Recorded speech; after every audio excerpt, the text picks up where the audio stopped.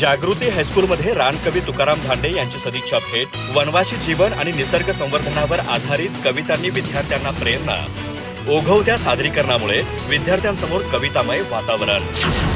गडिंग्लज येथील जागृती हायस्कूलमध्ये रानकवी व निसर्गकवी तुकाराम धांडे यांची सदिच्छा भेट उत्साहपूर्ण वातावरणात पार पडली।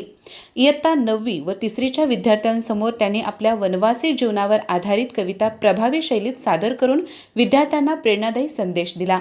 मराठी विभागाच्या वतीने रानकवी आपल्या भेटीला या उपक्रमाचे आयोजन करण्यात आले होते। कार्यक्रमाच्या अध्यक्षस्थानी मुख्याध्यापक उमेश सावंत होते। मराठी विभाग प्रमुख रवींद्र भंडारे यांनी स्वागत व प्रास्ताविक केले।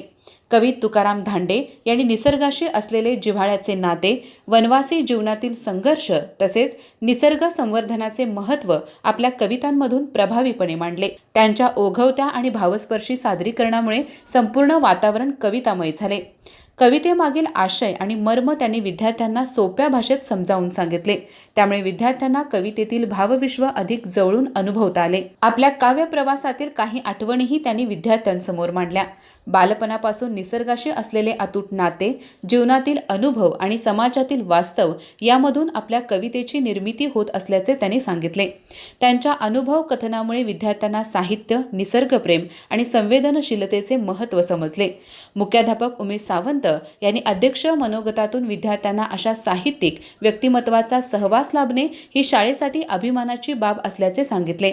यावेळी उपमुख्याध्यापक BG कुंभार, पर्यवेक्षक महंतेश दड्डी, रावसाहेब मुर्गी, सुरेंद्र बांदेकर, अर्जुन हराडे यांच्यासह सर्व शिक्षक व विद्यार्थी मोठ्या संख्येने उपस्थित होते। कार्यक्रमाचे सूत्रसंचालन संपत सावंत यांनी केले, तर आभार MH भोई यांनी मानले। अधिक माहिती आणि ताज्या घडामोडींसाठी आजच आमचे चॅनल सबस्क्राइब करा।